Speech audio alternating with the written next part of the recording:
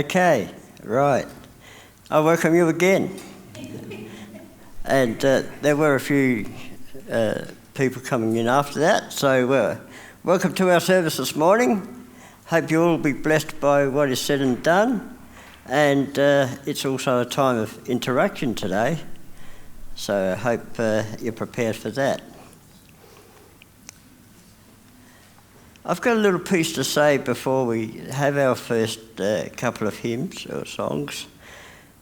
In that King Charles III was at church last Sunday. He and Queen Camilla attended St Thomas Anglican Church in North Sydney. They were given a book about the faith of Queen Elizabeth II and a copy of the biography of Arthur Stace by Roy Williams, who also attends St Thomas. Arthur Stace was known as Mr. Eternity because he wrote the word eternity with chalk on the streets of Sydney. Despite being illiterate, unable to read or write, he was able to write eternity in beautiful copperplate script. The question I posed this morning is, where will you spend eternity? I hope we can all spend it in the same place. So our Bible reading this morning comes from Callum Russell, please.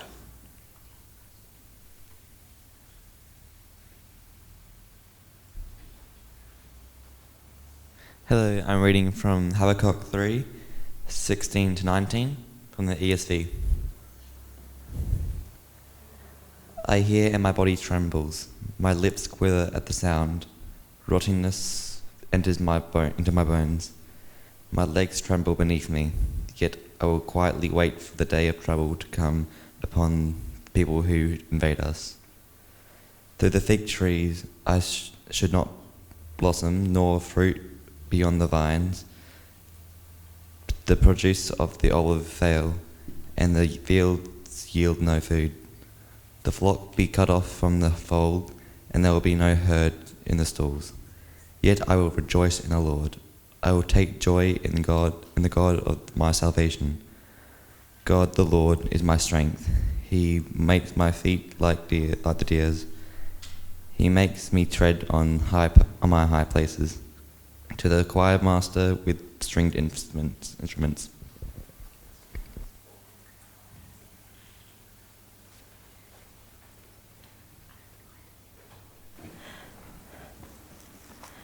Thank you, Callum.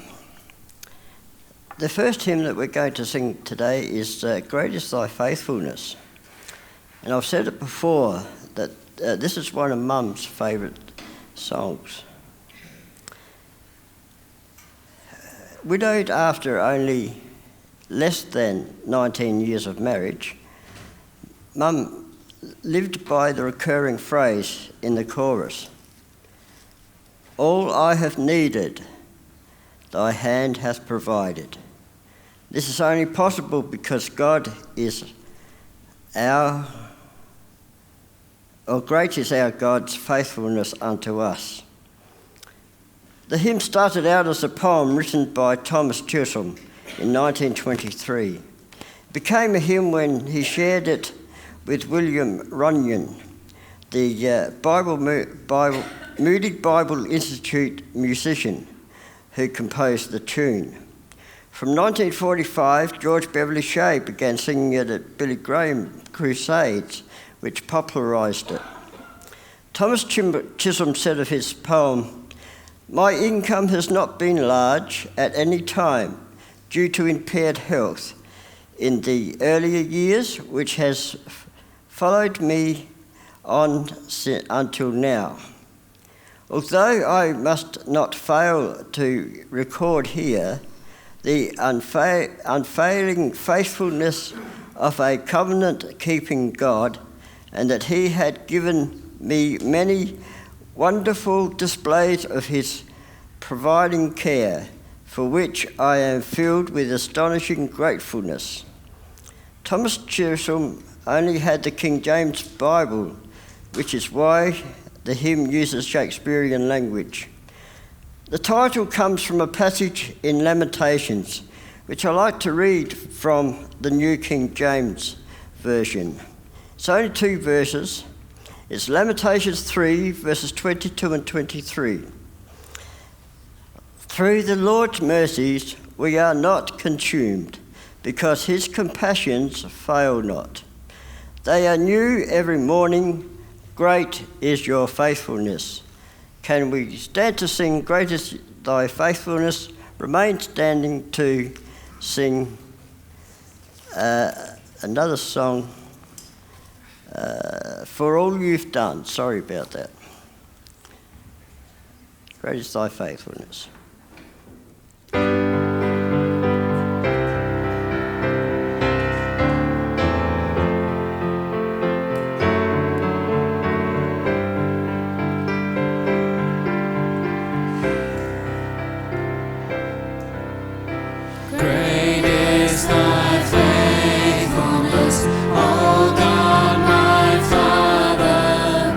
There is no shadow of turning.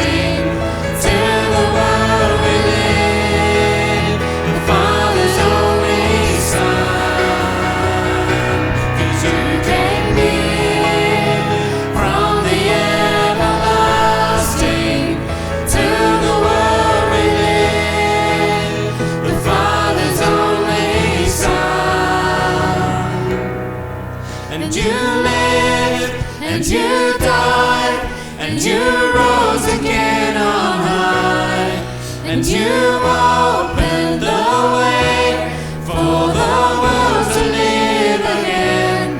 Hallelujah, for all you've done.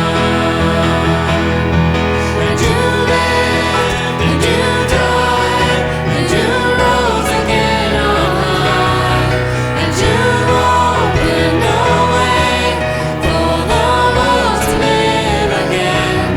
Hallelujah, hallelujah, hallelujah, for all you've done.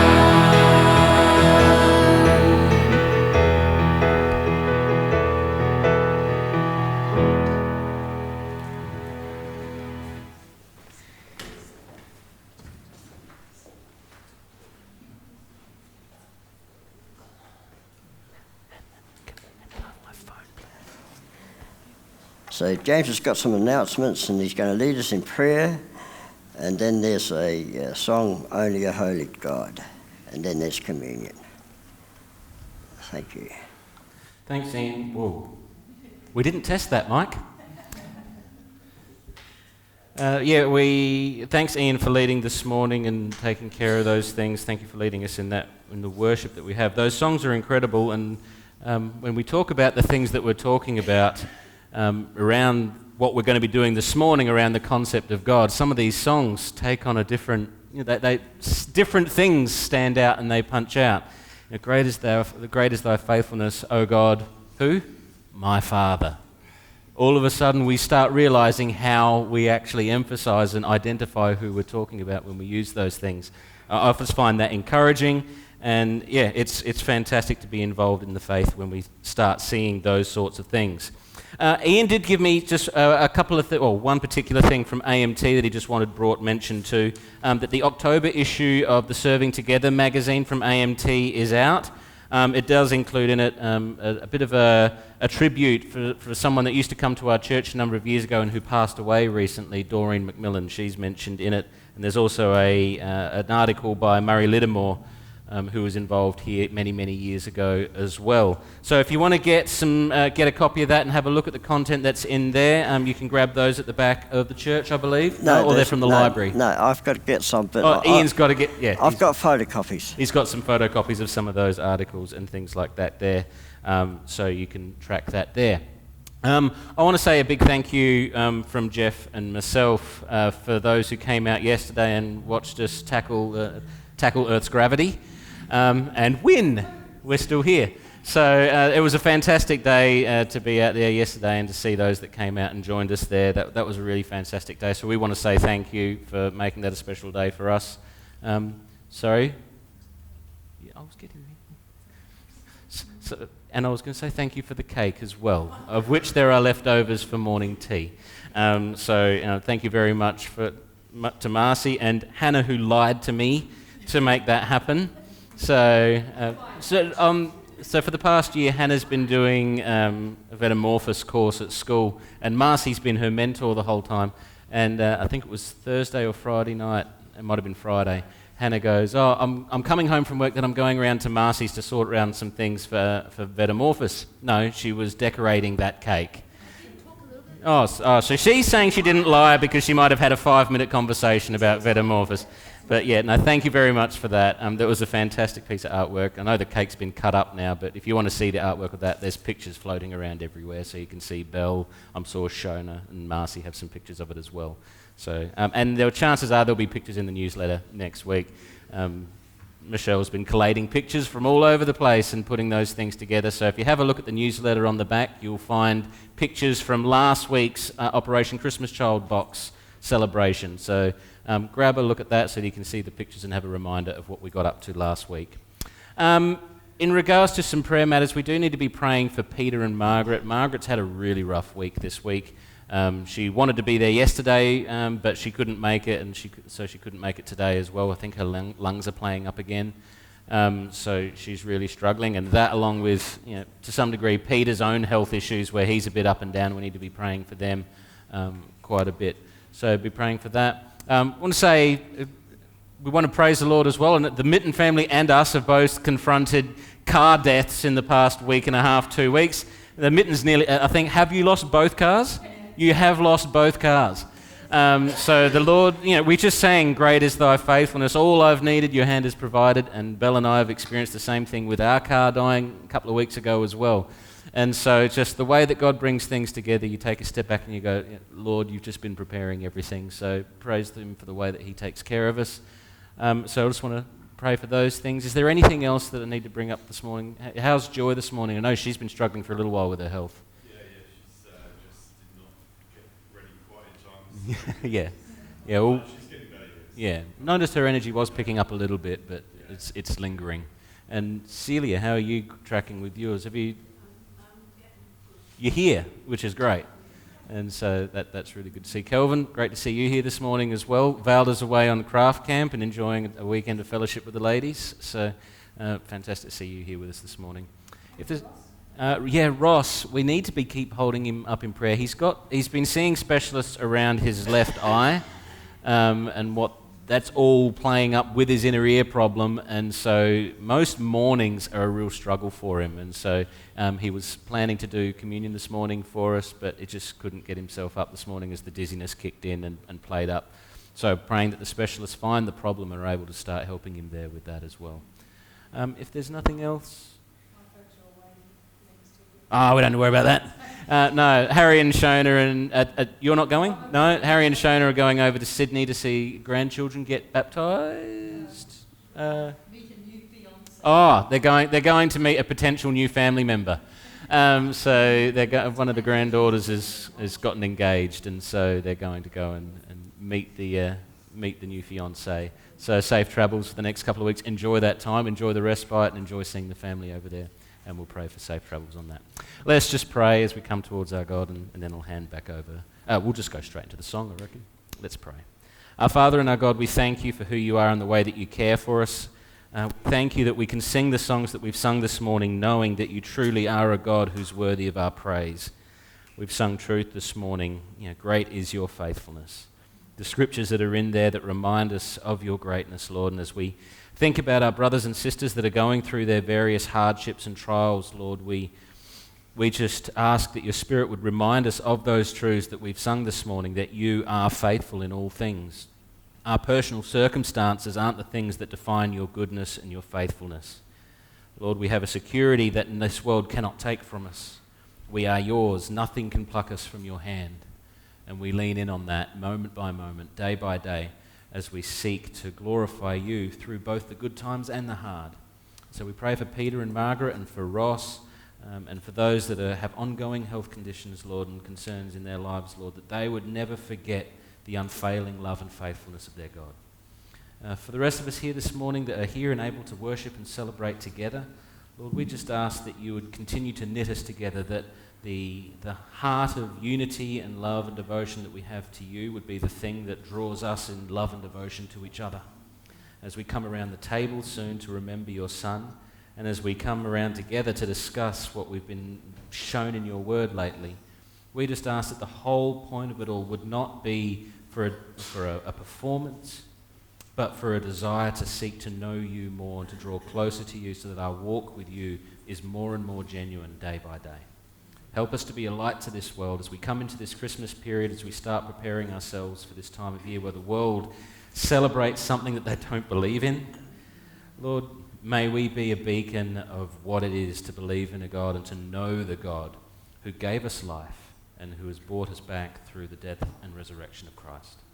We thank you and we praise you for the message that you've given us to share, and we ask that you would take the glory in all of our lives. In Jesus' name.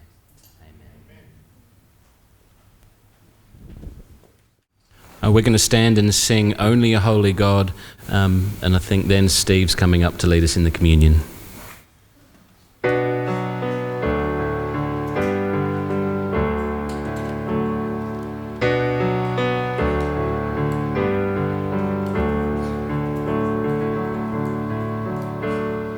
Who else commands all the hosts of heaven? Who else can make every king bow down? Who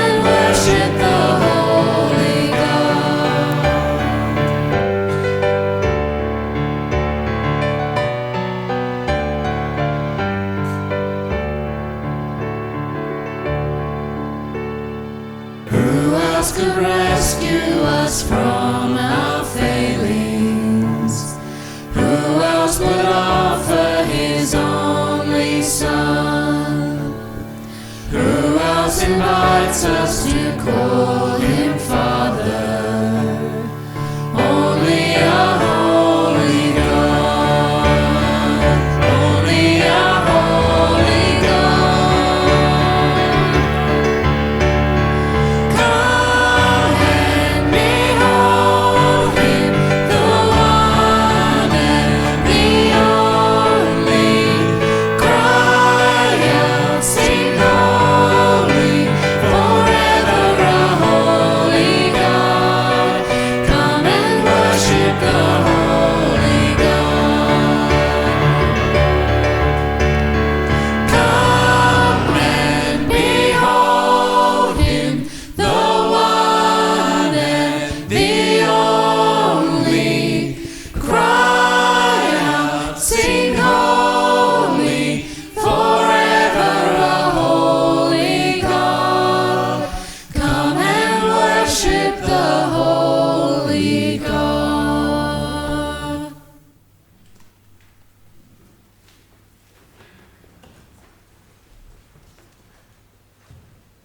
After communion, when the cups are picked up, can the offering be picked up at the same time, please, when the cups are done? Thank you. Good morning. I don't know about you, but I'm sensing a bit of a move of God this morning. I don't know why I say it, but that's just what I'm feeling.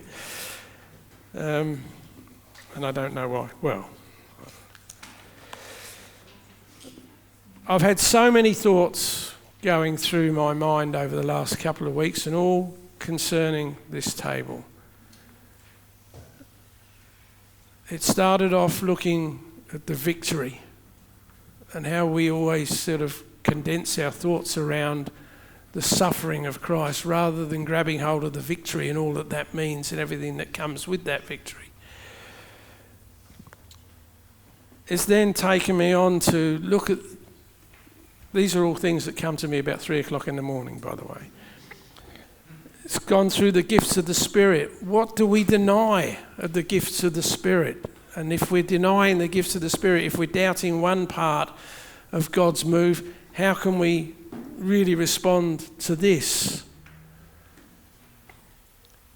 If we're denying one part of it. And it's just lots and lots of things have been coming through my mind, and there's so many things that we can go through on looking at this table. Why bread? Why wine? So many little things. But what's come to me over the last 3 days, and also I think I've mentioned this little set of books to you previously about a guy that wrote them back at the end of the 19th century, sorry. So he still talks about looking back 1900 years instead of 2100. We have a memorial and we have a prophecy within this, all well and good. But who is it that we're remembering? Is what I'm going to ask you today. From a very personal perspective, who is it that we are remembering through this communion table? If God turned up today in that doorway, would we recognise him from a personal basis? Would we know his voice and be able to respond to it? If he called us to do something extraordinary today, would we know it's him? Just these little things I would say. I'm going to read to you from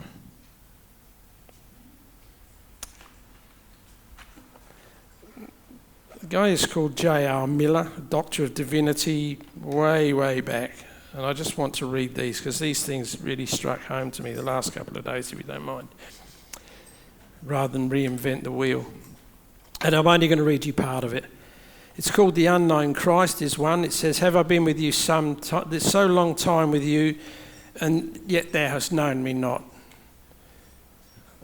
And I believe it was Thomas he was talking to at the time. when he turned around and said, "Show us the Father and it will suffice." And Jesus said, "Have I been with you so long? You don't know who I am." But I'm going to read from halfway down. We may be quite familiar with the facts of our Lord's life, from his birth in Bethlehem to his ascension from Olivet, and yet we may not know anything of him as a personal saviour, saving us from our sins or as a helper in our times of need. Such knowledge will do us no good unless it leads us to a true knowledge of Christ as a saviour, Lord and friend. There is something very touching in the thought that for so long the Son of God walked with his disciples, all the glory of his divinity dwelling in his humanity, and that they did not recognise him. But is it any better with us? The divine love is close to us perpetually flowing about us with all its infinite tenderness, but how unconscious we are of it. So may our prayer be, Lord, make thyself known to us. And the last hymn, I think, came in there and talking about, he that hath seen me hath seen the Father. And I guess my point is that as we take communion this morning, as we take the emblems of the body and blood of Christ, how deep into our souls are we taking Jesus on a day-by-day basis? And truly, if he turned up at that door today, how many of us would actually really recognise him and be able to say, and to follow? Because the one word Jesus used a lot of times through the Bible, I think is the most used, is come. Follow me. And so as we take the emblems today, can we make our prayer, Lord, make yourself known to us so that we can really be prepared, that bride for the bridegroom when he comes. Because we may know all the history, we may know the Bible inside and out, but how deep do we hold him in here? And the one thing I'll express most of all, and this convicts me, it's no good me talking to you about it, but then it has to convict you as well. So can we just pray for the emblems? And whilst we're doing it, we'll also pray for the offering, as that's going to be taken up at the same time. So Father, as we come before you today, just remembering the sacrifice of Jesus, Lord God, can we also, Lord God, make it that memory, Lord God, brings you closer to us, Lord, in a real, deep, personal way. That it's not just a knowledge, Lord God, it's a deep felt conviction, it's a deep felt love. That, Lord, that we truly get to know you, Lord God. That we open up our hearts to everything that you are, Lord God. And that we open up our hearts to the full move of your Spirit, Lord God, in whichever way that comes to us, Lord Jesus. That rather than deny anything, we're open to everything, Lord God, if it comes from you. And we're prepared, Lord God, that we can hear your voice and move at your request and your call, Lord. So, Father, truly is, make yourself known to us. And Lord, while we thank you for these emblems and for that memory also, Lord, we thank you for your provision in this world as well, Lord. And we thank you for the gifts, and we pray that the offering, Lord God, will be used in, Lord God, any manner that you so call, Lord. And we ask it all in the name of Jesus Christ. Can I just get the helpers, please, to hand out the emblems?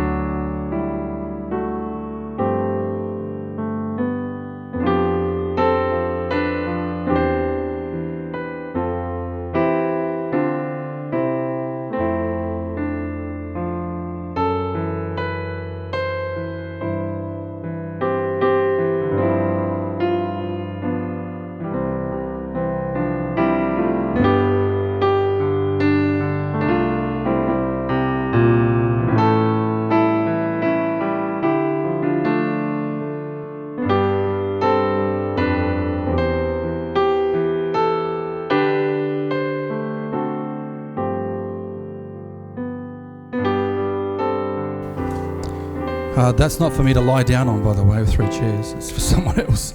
This is a unplanned thing. Some of you noticed that there was a commotion going on this morning in front of the church, and I realised that people had seen a snake, a little brown snake. So we've had the snake catcher here, and unfortunately he didn't find it. Snakes can be very elusive, so we found out, even though there was 3 of us watching it. So the reason why I'm up here is to make you all aware, which you are now, some things to think about. So the snake is going to be around for whatever it decides. It's its own will, correct? So you need to be aware to look down a little more as you go outside. But the areas to avoid is that back area towards those homes. That's where we first or last saw it, but it could be anywhere still. So please don't go around the back section at this stage. But as you walk, look down, look around. If you happen to see the snake and it's within about 3 metres of you, this is all my experience, and I also talked to the snake catcher, keep still. It seems easier to run away from it, but you may prompt it to come towards you. Take a breath, keep still, and wait for it to move away from you, because snakes generally do that. So if they don't feel threatened, they'll move away. So if that does happen after it's moved away, come and report it. Today, obviously, if we're here, report it to me at least, and we'll get a hold of the snake catcher again. It was only he says, about 900 millimetres to a metre long. So, but it still has the potential to, cause injury or death. So you do have to realise that, because we do have some pretty serious snakes in Australia. Don't approach it if you see it. That's the worst thing you can do. Yeah. So if you do see it, keep still. After it moves, report to me or someone else. The snake catcher did say that he would be available the rest of the day, so if we do see it today, report to me and we'll get him back, and hopefully he catches it this time. Yes, any questions? It's probably worth to also keep away from the playground too, because we're going to go and just check around it again, because this is all concerning. It may be anywhere on these premises. We'll keep the doors closed at this stage too. Don't open the roller door either, so you're just giving access into the church too. Stay away from the playground. Just stay inside at this stage. Don't go outside unless we finish and you have to leave, of course, but remember to look down, look around too. Any other questions, comments? No? Good. Thank you. Yeah. Kids, you don't have any kids' Bible class today, so you do have your activity books at the back of the church if you want to grab that. We're going to be doing things a bit differently this morning. Harry and Mark are going to join me.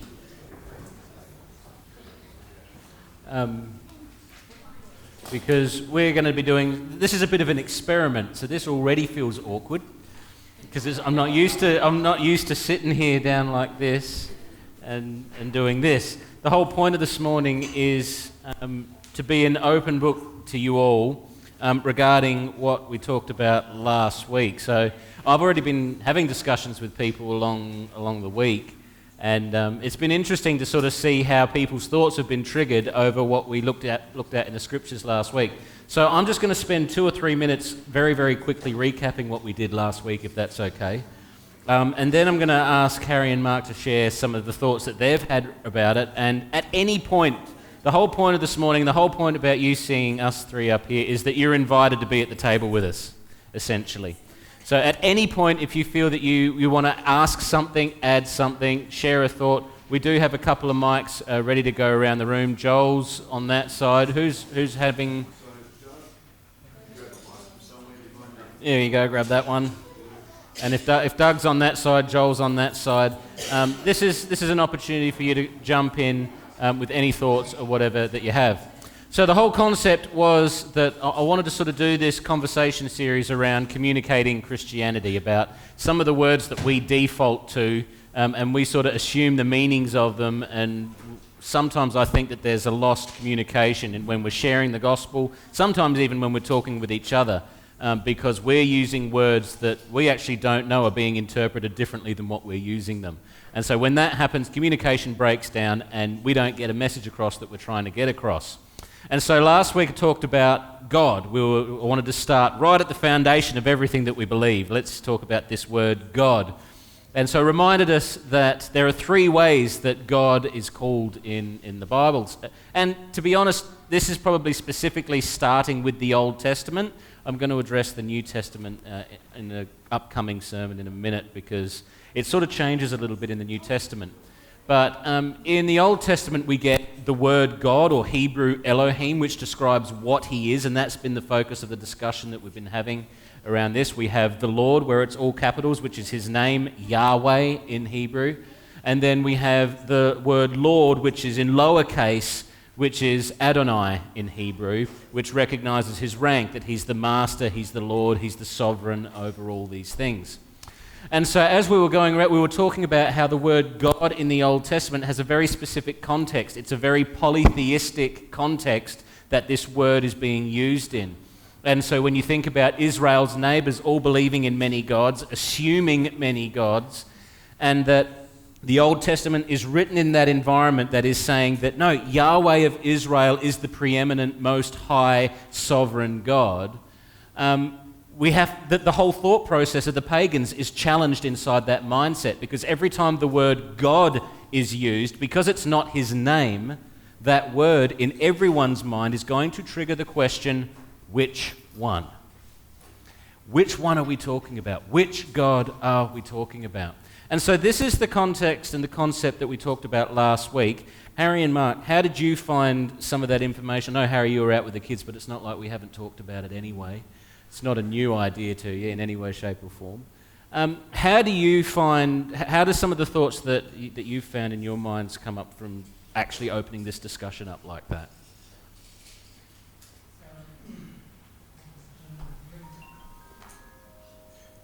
That would help.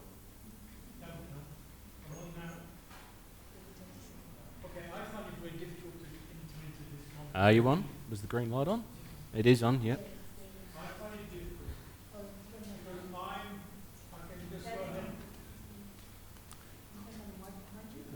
Yep. Just hold that and speak into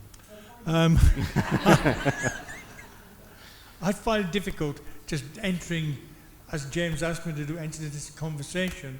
I wasn't here. I don't want to take it somewhere where it fits me and it doesn't fit what's said. So I'm just going to go, yeah, I would have enjoyed it, but I was at the back with the kids, and I'm quite happy just to go along with what you want to do. I don't want to take it away from what you said, because it's such a massive. I do have one question on my mind, but maybe Mark wants to say something before I ask that question. You want to say something first? Yeah, well, yeah. His mic's working, so it's okay. Yeah, mine's working, is it? Good. Yeah, well, where I work with a lot of people from India, and a lot of them are Muslim and Hindu. So what James says is very relevant, because when we talk about God with them, they've got many gods, and so they don't understand my God. So when I talk to them, I've got to explain my God, not God personally.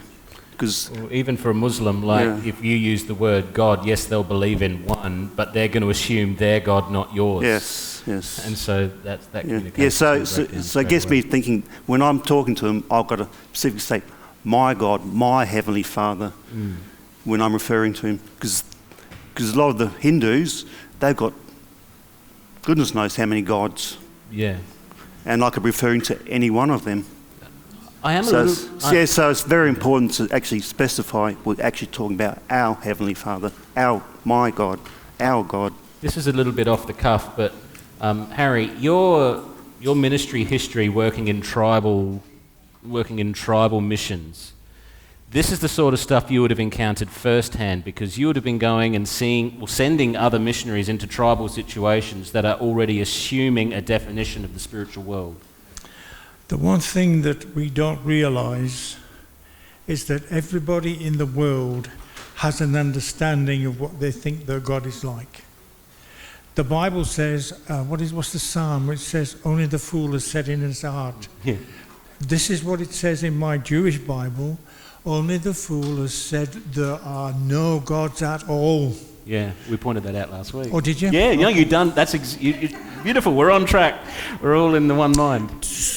And the one thing that has to be done is getting people to understand what God is. God is not like one of them. And I think Steve alluded to that question. How do you know God? How do you know God, and how do you cement him in your heart? On Tuesday, we were at our Bible study. We were having a conversation of, and I think, where's Jaden? I asked Jaden, when did you come to Christ? And Mum was asking, no, what you were saying, if you're brought up in a Christian home, you don't realise until you come to the understanding of who God is. And when she realised that, she realised she didn't need her mum and dad's faith. And so that's the question we're going to be asking James this morning. And Steve sparked it off. He's asked us to get to know God in our personal life. So how do you do that? The normal response is pray, read, go to church, be good, don't get into trouble, all those things. But is that what God wants us to do? So I'm asking James, why does the information you gave us last week about God matter to us in our development of our understanding of who God is? Why does it matter? I think you're right. What Steve touched on is and sort of what I've alluded to last week is that the word God on its own is not enough information. It's just not. It's a what he is, not a specifically who he is. There are many, many entities that the entire world will recognize as God. And so if discipleship is this concept that we are following Jesus, right? We are followers of Jesus. And he is the Son of the one true God. And we've got all these concepts attached to that. If we're being flippant and arbitrary with this word God, then that's what's coming across to everyone else. And it's, oh, well, who are you following? We have to be clear in our own minds exactly who we're following. I just want to read this psalm. It's Psalm 89 if you want to turn. And sometimes it's interesting to see how everyone's translations use different wording. So I'm reading the ESV, and it's Psalm 89 verses 5 through to 8. And I was reminded of it this morning while Steve was sharing around the table. And I just want to read what the ESV says, and if someone else's translation uses a different word that you'd like to share, please do. Here's what verses 5 to 8 of Psalm 89 says. It says, "Let the heavens praise your wonders, O Yahweh, your faithfulness in the assembly of the holy ones." Now, in the Old Testament, the holy ones is a term for his angelic assembly. It's not people. They're angelic beings. That's why verse 6 says, "For who in the skies can be compared to Yahweh? Who among the heavenly beings is like Yahweh? A God greatly to be feared in the council of the holy ones, and awesome above all who are around him. O Yahweh, God of hosts." In Hebrew that would be, "O Yahweh, Elohim of hosts. Who is as mighty as you are, O Yahweh, with your faithfulness all around you."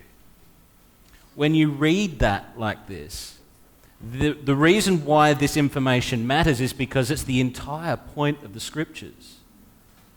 Which one are you talking about? Let the heavens praise your wonders, O Yahweh. Who can be compared to you? The whole point of understanding why it matters to our discipleship is because we have to know and understand that no one compares to our God, to Yahweh of Israel, the creator of heaven and earth, the one true Elohim. That's a really important thing that we have to own, because if we don't, then we come across as though we're just being tossed around to or fro with the wind. You know, a New Age person can use the term God just like a Muslim can, just like a Hindu can, and we're all talking about, we all go to the same place. We all follow the same, you heard that jargon in the world? Oh, we all worship the same God. That's because we haven't specified our God. We haven't been clear about who we follow, about who our discipleship is following. You got a thought? Please get the mic and share your story, please. Absolutely. A few years ago, I had to do a medical form online, and I was speaking to the lady, and she got to religion, and she said to me, "May I ask your religion?" I said, "Yes, I'm Christian." She said to me, "Are you Catholic?" I said, "No, I follow Jesus. I don't follow a man." So I know who I follow, the Lord Jesus. And you got to, I mean, and that's a great example. You know, you say you're Christian and everyone's going, which one? Yeah. It's the exact same phenomenon. Yeah. It's really important. That's why I'm saying our communication is going to, you know, the more that we own it, the more we might actually catch ourselves recognizing when we're assuming something about the word. And so drawing attention to it and putting a spotlight on it can really help us be clear in what we know, what we've come to understand, and who we're following. So yeah, anyone else have anything? Yeah, Jeff. I'll see if I can get this working. Yeah. A similar sort of thing, but during the week I was thinking about instead of following a man or instead of God, there are people out there that usually the New Agers, they'll say, oh, the universe. The universe was good to me. The universe. And I thought, you know what, that is a slap in the face to God. Because it's like saying, you know, that guitar made that beautiful song. Yeah. And it's a slap in the face to the composer or the artist. It's just like, it's a slap in the face to God if we ignore him and instead blame the universe for what God has done. It puts Romans 1 in a tremendous light when you read it like that. Considering himself to be wise, became a fool, and he worshipped the creature rather than the creator. We would rather exchange the truth of the God for a lie and worship something substandard. We'd rather, an interesting sort of sidestep of that is humanity would rather worship that it was meant to rule over. In the garden, we were told to rule over creation, and now we've spent our entire history worshipping the creation that we were meant to rule over as the image of God. It's an interesting thing. Anyone else have anything they'd like to share? Steve, Joel, do you want to run the mic up to Steve up on the desk there, mate? Yeah. Yeah, I don't know about God and all that. A couple of weeks I've had a Jehovah's Witness come around my door, and I said, I palmed him off, said, oh yeah, maybe I'll, talk to me about your God and all that. And then last week he came around again.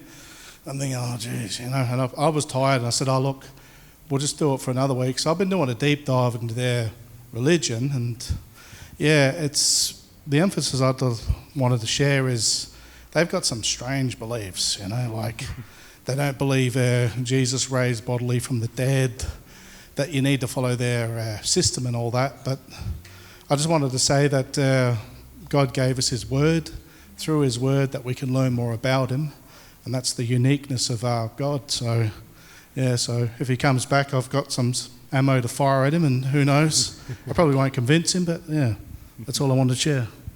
Thank you. No, I think what you're sharing about how we've got God's word, when we've turned the Bible into something that it's not meant to be, I think that's when we miss the point. If the entirety of God's word is to reveal God, right? God through his word is communicating to us who he is. That means the entirety of the story of the Bible is always answering that which one question. It's the entire purpose of the scriptures. And so from Genesis 1 to Revelation 22, who is God? And so that journey is, how long have you been on that journey for? A couple of weeks? 60 yeah. years, 60 and years.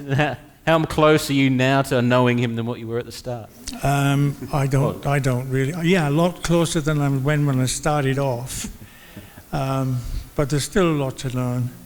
I think one of the things that's happened to Christianity is we've been infected with all kinds of different things to try and keep the church alive. Because we see the church as not an organism, but as an organization. Oh, sorry. Do I start again? No, you're good. Because we see this church as an organization and not an organism, we don't see the need to know God in such a very intimate way. But when we see God as see ourselves as one body, and look at all the things you find in the scriptures about us, then we come to realize, and that's what I've come to realize in these latter years of my life, is it's not a system of doctrine. It's a person, a God who interacts and we can trust and follow, but I've got to know him. That's why these names are so important. Because if you're reading your Bible and you come across, let me just read this, James, and you might want to explain it to us, or somebody might want to explain this. I'm in Deuteronomy chapter 10. I'm going to begin at verse 15. It says, Only Adonai took enough pleasure. Oh, I can't read this thing. Yeah, I need that other one, sorry. I'll start again. It's okay. Oh. I'll hold the thing. You hold the thing. Yeah. Now, can I have my hand to be fed? Okay, I'll begin at verse 15 again. Only Adonai took enough pleasure in your ancestors to love them, choose them, their descendants after them, you yourself above all people, as he still does today. Therefore, it talks about circumcision, and then he goes, for Adonai, your God, is God of gods and Lord of lords, the great and mighty and awesome God who has no favorites and accepts no bribes. You've read my mind. Oh, sorry. Look at the 3 times that the Old Testament uses that phrase, God of gods, of Yahweh.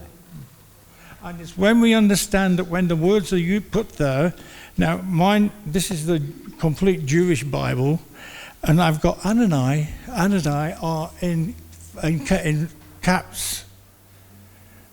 Yeah, it's Yahweh. Yes, Yahweh. So he's saying this is who God is. God is Yahweh, the Elohim of all Elohims. He's awesome, he's fantastic. And Lord of Lords there is Adonai of Adonai. Adonai of Adonai. He is the Master of Masters. So what you're doing now when you've read that, you look at the context of what it's in and say, what's he trying to tell me? He's the Master. That doesn't give you any indication of what he's like. But then you read around the text. And around the text he said, that's who I am because I've been with you as my people. Yeah, what other Elohim executes justice for the fatherless and the widow and loves the sojourner, giving him food and clothing? So if you want your mind to be blown, get into the Psalms. Oh, my word. It's all over the Psalms. You look at that word, you say, what does it represent? Then you go, whoa, look at this, how God really interacts with me. Our problem in Christianity is we've run on feelings, and our feelings are not very good. They soon run out of pressure, or something else comes along, and we're off on something else, and nothing lasts. We need to be thinking, just read it and see it, and it's exciting what God can do for us. Oh, no, I don't. You can keep that. Yeah, it's really fascinating to see it like that. And that's why, I mean, it's funny. Sometimes when we're doing a Bible study series or whatever, my mind just cannot leave the Old Testament. I love the Old Testament because everything that the New Testament says is not in isolation from the Old. It's not making anything up. It's grabbing the Old Testament and saying, look at what the Old Testament is saying, because now we've seen Jesus. It's clarifying who God is because we've seen God in the flesh when Jesus came, when he was incarnate. And so, for me, the more that we know the Old Testament, the clearer we're going to know our faith. We're going to know who Jesus is, because the entirety of the Old Testament is telling us and defining who our God is. It's a beautiful thing. Has anyone else got any thoughts that they'd like to share? Steve's got something over in the corner, Doug. What I have to say now may be a challenge to some people, all right? And I think one of the difficulties people have with Christianity is the doctrine of Trinity, in the sense that they see 3 people sitting in heaven. And if we go to Revelations 4, verse 2, and immediately I was in the Spirit, and behold, a throne was set in heaven, and one sat on the throne. We also learn that if you've seen me, you've seen the Father. Yeah. So I think it's not the idea that we have a God that is in three persons. I think the word person is an issue. Rather, I believe the Greek is slightly different, manifestations rather than persons. There is one God. He does represent himself in three different fashions, but it's still the one God. And people, I believe, still see, and I think it's somehow spread over the years more through a Catholic doctrine than anything, that there are actually three people sitting in heaven. It's interesting, and I struggle with that, because to me, everything in the Scripture tells me there is one God. Amen. Represented through the Son, represented through the Spirit. Yeah. And if I'm wrong, please show me. But to me, that's the biggest issue that people have, is which one? Yeah. Because in the beginning, there was the Word. And it what created? I think a lot of the confusion ends up being brought in by another observation I think I have of Christianity. Harry was talking about how the feeling sort of idea comes into it. For me, it's academics and the scholarly field. All of a sudden, sometimes over-academizing the scriptures can bring about the confusion of it, because, I mean, the reality is that we have, in the New Testament, we have three. We do have the Father, the Son, and the Spirit. And yes, we have one God. We have one God. Steve, you wanted to add something to that? Oh, Michelle, thank you. Sorry. I had a question. Yeah. When people worship other Elohim or false gods, like the Hindus and Buddhists and people like that, are they opening themselves up to actual spiritual entities or just figments of their imagination? You've just predicted one of our questions. Because one of the questions that we wanted to have opened up was, and I'm sorry we got distracted from that. I'd love to talk to you about that afterwards. Is that okay, Steve? Is the Bible suggesting the other gods are real? And the reality, well, yeah, you've answered it bluntly. But if the word Elohim refers to many different spiritual beings, then we know that there are many. We know. I mean, we call them angels, but angels is a term that just means messenger, but we've now come to see angels as any good spiritual being that works for God. And then we call demons bad spirit beings that are working against God. We know the devil is a spiritual being. I'm saying, yeah. The reason why Israel... Oh, you want to chip in? Have you finished? I could not finish. I love this topic. I'd like to change the question you asked a bit. It wasn't, do they open themselves up? They are. Those false gods are there. Yeah, if you're born in that kind of a group of society, that's not, you don't have to, they're there. They want to control you. We give you one experience. While in West New Britain and we were building an airstrip for the missionaries, we had to take this tree down. It was a massive tree because it was right in the middle of the airstrip we were building. And the tribal elders came to us and said, you can't move that tree. Our gods live in that tree. That's where they live. If you take that tree down, then we're all going to die. It's going to be a catastrophe. Something bad's going to happen. And so we negotiated, and eventually they let us say, well, if you can appease our God. We said, no, we're not going to do that. But what we'll do is we'll feed the village. Not your gods, your village. So we bought it with rice and we knocked it down. Into the village that night, when we were in the middle of knocking it down during the day, came this woman who had a bag that had pork in it that had turned green, and she was offering it to all the people around them. And they all got sick. And everybody came to the Christians, the missionaries asked, and they said, right, you've got some answering to do. And there's a tremendous battle went on. the people who don't know God are already captured. They don't know what, they have to try and appease God. They have to make them think they are good. And God's not interested in how good you feel. He wants to know how committed you're connected. And we had to talk with this, so this guy had got food poisoning, one of the guys had got food poisoning, one of the natives, and he was going pretty quick. Now, we had a guy who drove an ambulance in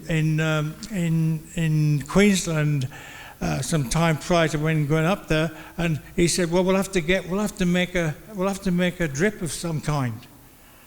And so we just asked God, prayed, "Look, God, we know who you are.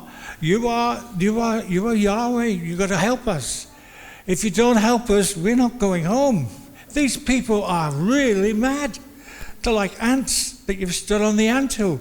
And they were chanting all night, and they were going around our camp, and it was just quite an interesting experience. And in the morning, the guy came round. So, thank you, God. You see, we think if you're not following Christ, then you're not following anything. Everybody believes something. Everybody has their own gods. And that's why this question is important. So, yeah, it does, but they don't know. I think, you just hold that. I think what you're saying is really, really important, because sometimes when we hear the stories of whether it's, whatever belief system it is, I mean, we sometimes talk about, are there witches and New Age people, and the stuff, the spells that they're casting. Sometimes we assume in our head, oh, they're just making it up. They are experiencing something. It's real. And we're in the middle of it. The people of Israel, when they were chasing after other gods, were not chasing after figments of imagination. All little statues. All little statues. Those little statues were representations of real beings that they kept on chasing. And the reason they kept on chasing is because those gods were doing something. They were experienced. John? Yeah, so this is like very interesting for me, because I've tried to talk to a few tradies about God and whatnot, and it's easy to get them to the point where they have to admit that there has to be something more than what we can see. But the question is always, but you can't possibly know it's your God. Like, why wouldn't the Hindus be right? Why wouldn't all these different other religions? Why is yours correct and they aren't? Like, so this is very interesting, because, like what you're saying, they all are worshipping something that is real in the spiritual realm, but none of them can compare to our God. So it's like to try and unwrap that as... Quick answer for you, John. The answer is all these heathen gods don't do anything for anybody. They just take. But you heard here, God doesn't want to bribe. He gives. He loves. And if you look at all the tribal people that I've known over my life, they've all come from fear and just bondage of these false gods. That there was one tribe that if they had twins, they'd been convinced that the gods were angry with them and they'd have to bury one. And so they buried one of the twins alive. And the missionary went round after them and dug them up and brought them up. But can you imagine having a child and being convinced that the God that you follow is angry with you, so you'll have to give this child up? So the answer to that is, well, it's not what you think he is. It's that God is for us and not against us. And all these other heathen gods are against. Remember when... Oh, I'm sorry, James. I'm taking over. No. Remember when we had the missionary? How? Paul How? Howells. Paul. He tells the story of he went into this house that was there, which wasn't built, that they were going to live in, and he saw this light inside. Nobody was inside. And the people said to him, "Don't go in there. It's full of our false gods. They're going to get you." And he said, No, they won't. We'll go. And he watched this thing go down the lane, whatever it was. We are not in it. You know, the closest we get to understanding the gods, it's the sci-fis or Wi-Fi's, whatever it's called, on the TV, and we think, oh, isn't it fantastic? Look at all that action. It's dulling your mind to the fact that it's real, and if you lived in it, you'd know it was real. And all your friends, John, are all saying, yeah, we will admit, but which one? And they need to know, well, the real God gives himself for you. He has done everything for you. He's caring for you. He never changes. What he says he means. The false gods, they don't do. They're fighting one another, and they want to take the most out of everything they can get. I was just 1 minute. Just sit down, Jeff. I'm finished here. He's got, yeah. You gave us permission a little while ago to go as long as we want. So. I was in. I forgot what I was going to say. Go, Jeff, now. I was just going to cap on that. Christianity is the only one where we can't earn our salvation. It is. Every other God will demand something of you. Simple. I did my training, and part of the training in missions was to go to a tribe of people and learn as much as the culture and the language as we could. And we went to the Sikh Indians in Woolgoolga, which is north in Sydney, just above Coffs Harbour. And they are Sikhs, and they have 12 gods, I think, 10 or 12, I can't remember just how many. And when you ask them the stories, this one was fighting that one to have the dominion. This one was doing this one. And they would go, we've got to be so careful. And I remember one day that I'm sitting there with my feet up like this, and this Tara Singh, as he was called, he said, you put your feet down. And I thought, what have I done? Something on my shoe or something? He said, you've insulted my God. By what? Showing him the soles of your feet. That's how bondage they're in, and it's a reality. What we have got in our hand is the Word of God that goes, you read and find out who he is, so that you can get excited, so that you know that's his name, and that's how it's seen, his character. Not finished. Oh, you don't want that. We're going to get... Yeah. So, after all the discussion, what's actually behind these gods? Ready? Yeah. Ephesians 6.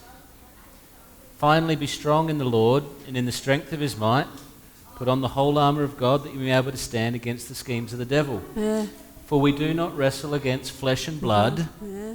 But what do we wrestle against? We put human descriptions on all of these. We call the rulers, the authorities, try putting human descriptions on cosmic powers over this present darkness against the spiritual forces of evil in the heavenly places. Yeah. That's who they are. That's it.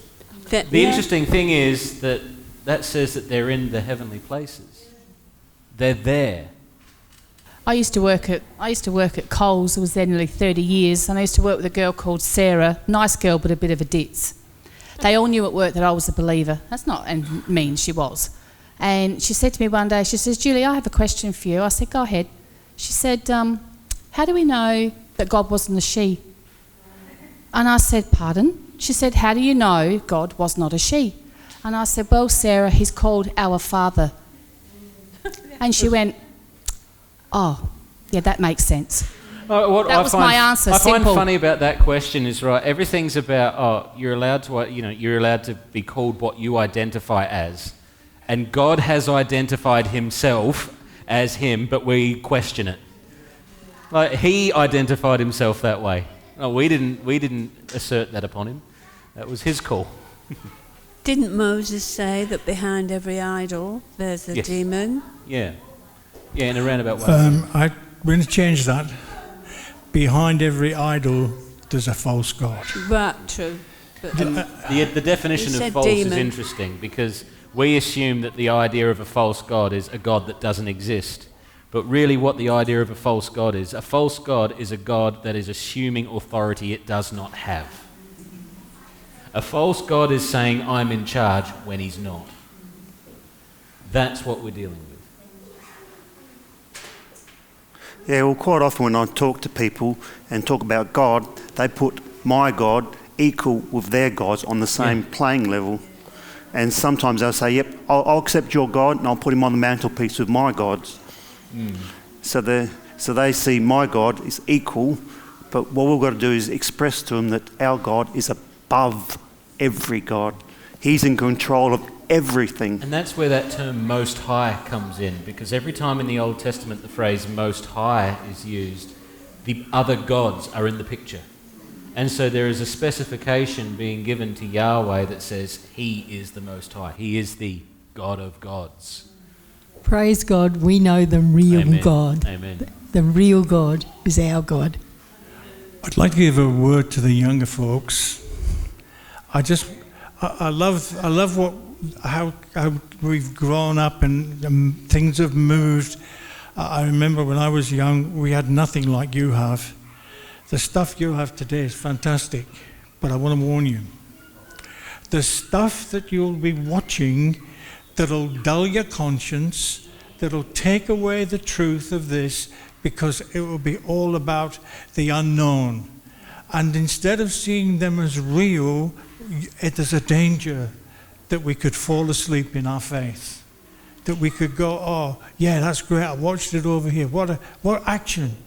So I want to encourage you, all the young people, get in your Bibles, get into the Psalms, and just underline all the times you see those names and look around and say, well, what's that about? And then you'll find out who God really is. Fantastic thing. I've got a little strategy I use in my Bible. Now, because I switch between translations, it doesn't highlight cross translations. But every time I see something that talks about comparing God to the other gods, I highlight it in blue. Because it's just my little trigger that goes, oh, look, God's being singled out here. Yahweh, my God, is showing himself to be separate and distinct. And that's just my little journey that I go on. You'll be Colossians and Ephesians is full of blue highlights. Colossians and Ephesians is incredible. Sister epistles of Paul. And they're written to very, very deeply engrossed Greek religious settings. And so the Christians in those areas need to know who their God is and how to express him. Blessed be the God and Father of our Lord Jesus Christ, who has blessed us in the heavenly places with every spiritual blessing. Why do the Ephesians need to know that? Because the gods in that city don't do that. I just said that there's many of them. Yeah, there's many of them. Yeah, which one? Yeah. Does anyone else have anything else they'd like to raise? Yeah. Yep, Doug. Being so young and just watching just Western media, all that type of stuff that can be so dull in the mind of being so young and being easily captured by just these little things. Like I will be on Instagram and I'll flick through it and I'll be reading scripture. I can see it has one line, but it doesn't have the whole passage. That's one thing that like you're not taking in the full aspect of every amount of what God and all the scripture has importance in. It just, I don't know if, is that false teaching, James? Like just having one partial scripture where it's only read in a question and they're not getting the full backstory and they're not knowing the full amount of God? If that question makes sense. To be honest, sometimes the source of it is what will answer that question. When you're talking about, who is our God, sometimes the little statements, you'll see sometimes an accusation come against Christianity, something like, oh, your God advocates for slavery. And they'll quote one verse, and they won't take in the full spectrum of everything. Or they won't take in the full context, they won't even take in the culture of the day about how the reality is that the slavery that God's talking about because of the culture they're in is not slavery as we know it. It's a totally different concept. And so when you're talking about social media and media, the problem with it all is it becomes such an overwhelming flood of information that it all melds together. And I think that's half the strategy of it, is it makes you confused and you won't even pick up when they're contradicting themselves because you're being bombarded with so much. Belle, did you want to add something to that? The thing is in social media is it really cherry-pick things to attack, and it's a tactic of the enemy to put down anyone. And it works very well. It's all, it is always a great practice to get into, that when you see a verse posted or something on its own, you're on the device that's got your Bible. Like, seriously, just the 3 lines, switch over to your Bible and read the paragraph. And like the amount of times I've been inspired by someone's random quote because it sent me to the scriptures and I got to read the full picture, is just use it to direct you to the truth. Don't lean on the little snippet that you're given. Yeah. Just ask Harry what he thinks about the Bible Project. Does anyone else have anything else they'd like to say? It's been a tremendous... We've gone to 12 o'clock. I think it's been a fantastic experience to go through. Next week, I'm going to speak on how the New Testament deals with God. This is a very Old Testament context. I'll just pop a few things up there that I quickly threw together as you get a very clear description. There's many other examples of when these phrases occur. But be triggered by them when you read them. Because there is a purposeful message being drawn to them to identify our God. I've got the last word. You've got the last word. And then Mark, I might ask you to close this off with prayer if that's okay. Can I set you something to do this week? Can you pick something in the Psalm and read it about God? And as you discover something, ring a friend up. Say, look, this is what I found. What do you think? This is what it said to me. If we all did that, we'd all encourage each other and we build each other up in our understanding of who God was. So just pick anywhere in the Psalms and just read it and you'll find it. Now, you have to ask yourself, why is he called that name there? But you look at the context, then ring somebody up and say, this is exciting. It is exciting because what he's telling you is, this is how much I love you. What I've done for you. I want you to know who I am. You want to close us off in prayer, Mark? All right. We'll continue on into fellowship.